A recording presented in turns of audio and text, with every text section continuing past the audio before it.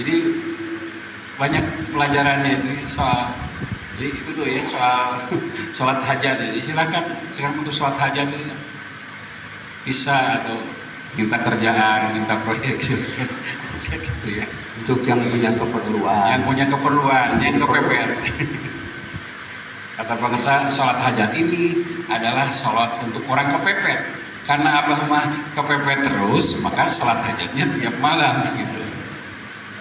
Istiqomah.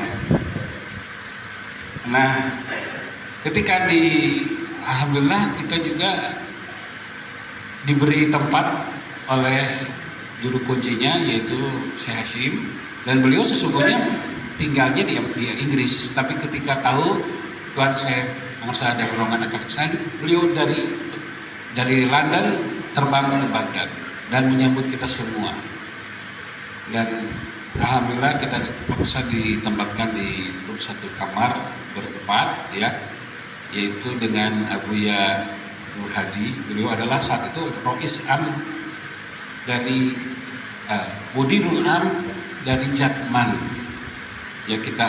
Beliau ikut serta dalam rombongan, Abuya Soleh dan saya sendiri. Nah itu yang beliau geleng-geleng kepala. Kalau lihat dari catatan beliau ketika memberikan sambutan di buku Menu Seluruhan Waktu dan menyampaikan beliau sungguh istiqomah Syekh Gaus ini.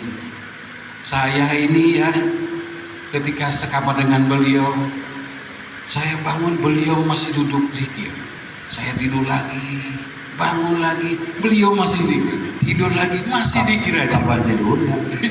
Ini kapan tidurnya katanya gitu. Itu saksi dari Mudirul Am Jatman, Idarah Aliyah Jatman. Dan sejak itulah beliau menceritakan ini ke sebuah pertemuan mursyid-mursyid di waktu itu dilangsungkan di Jakarta, 1000 mursyid ya katanya. Beliau menyatakan kekaguman kisah. Ya, oke Wahyu masih tidur. Jadi kesaksian inilah yang kemudian membungkam pengurus Jatman yang selama ini menghadang. Ya, makin aja, makanya beberapa kali sampai Habib Lutfi pun waktu itu berjumpa dengan Pak Abah ya, beberapa kali sampai ya setiap kegiatan dari Jatman selalu menomorsatukan dari keluarga besar TKN Mansur realisasi. Ya, beliau adalah saksi dari ini. Tidak